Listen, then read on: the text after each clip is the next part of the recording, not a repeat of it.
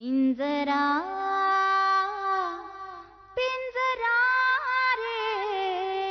तर अख्खी जिंदगीभर रस्त्यावर उभं राहून भीक मागायची वेळ येणार आहे. साधं सोपं गणित आहे. कोणाशी लगीन केलं असतं तर फायदा झाला असता. नारायणी का आनंदी. आणि आमचे चिरंजीव त्यांना भिकेबाईचे डोळे लागले. कशापायी वागलास असं? का समजा त्यांच्या तोंडावर सांगितलं? आनंदी, मग काय करायला हवं होतं मी? तुझ्यासारखं सगळं मनातल्या मनात दाबून ठेवायला हवं होतं.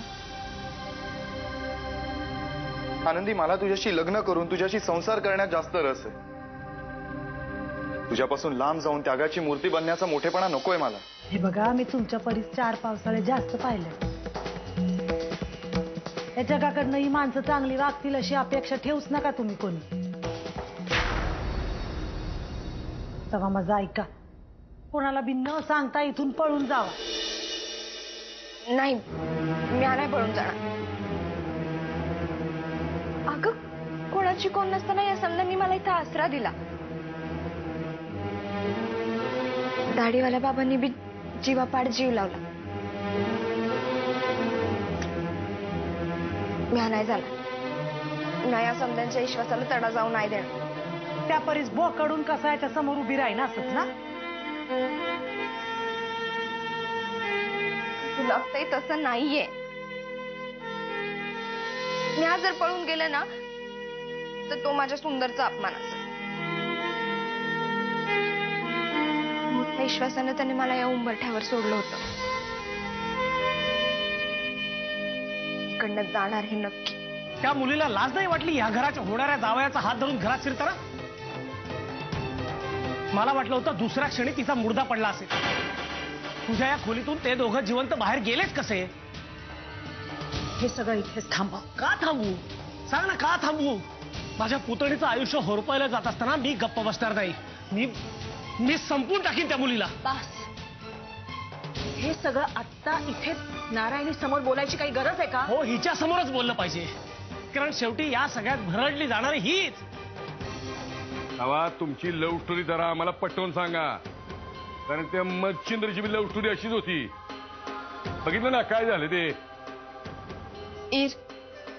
या सगळ्या प्रकरणामध्ये अक्का काय बोलली रे? तुम्हाला मी वर या कागदावर लिहून देतो.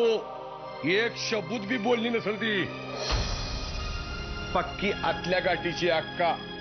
यांना कुठल्या खिंडीत गाठून मारायचं याचं प्लॅनिंग बी सुरू झालं असेल तिथं. काहीतरी काय बोलताय तुम्ही? पण माझी तयारी आहे या सगळ्याला सामोरं जायची. आता त्याच्याशिवाय तुमच्याकडे काही पर्यायच नाही. आता ती आनंदी आपल्या आईवर झालेल्या अन्यायाचा बदला घेण्यासाठी इथं आली आहे. तू तिच्या आईला जो काही त्रास दिलास. मी काय त्रास दिला तिच्या आईला? मी तिच्या आईचा जीव वाचवलाय. पण हे तिला कुठं माहितीये? ती ऐकीव गोष्टीवरच जाणार ना. आणि ऐकीव गोष्ट अशी आहे की तू त्या तमाशातल्या बाईला खलास केलंस, बरोबर? आणि आता तो राग ती नारायणीवर काढणार. हे सगळं आत्ता इथे हिच्या समोर बोलायची काही गरज आहे का? अगं, हिच्या समोरच बोलायला पाहिजे अक्का.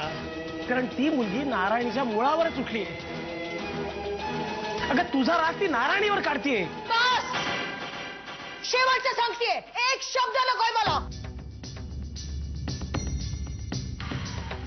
माझा निर्णय झालाय. नारायणी आणि वीरचं लग्न मोठं.